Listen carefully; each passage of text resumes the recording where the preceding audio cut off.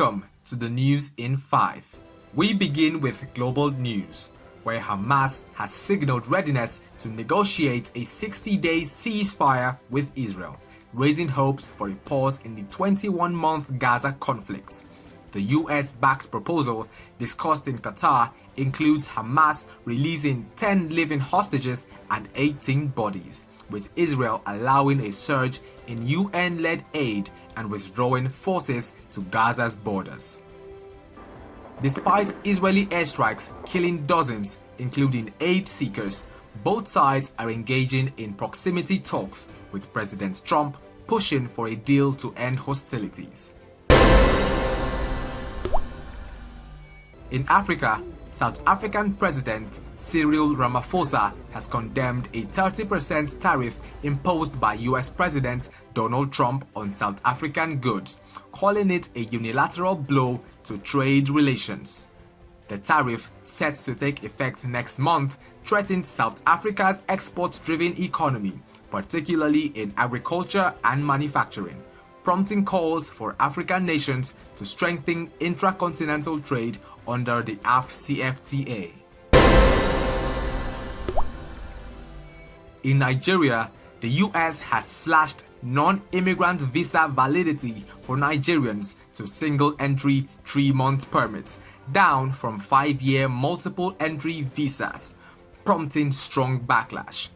The policy, effective immediately, impacts students, business travelers, and families, with Nigeria's government urging reconsideration, citing strained bilateral ties and barriers to education and commerce.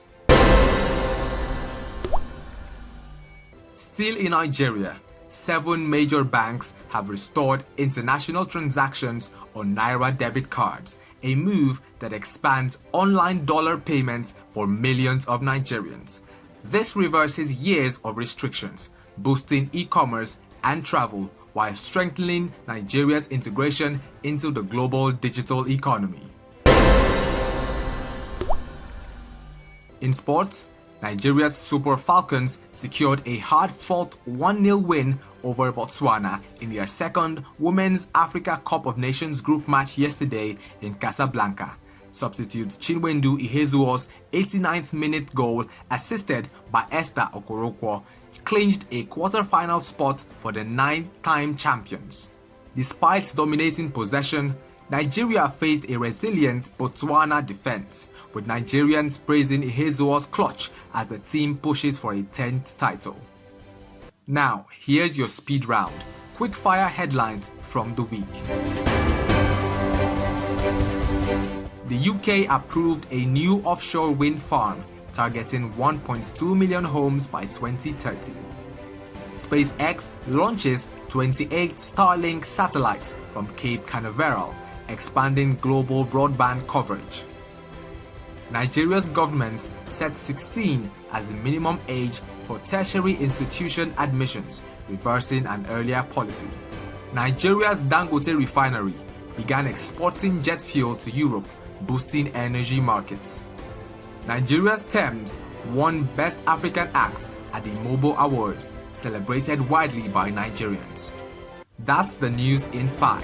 For more breaking news, subscribe, like, and hit the bell icon on TOS TV. I'm Olabode Roland, and we'll be back next Saturday. Stay informed.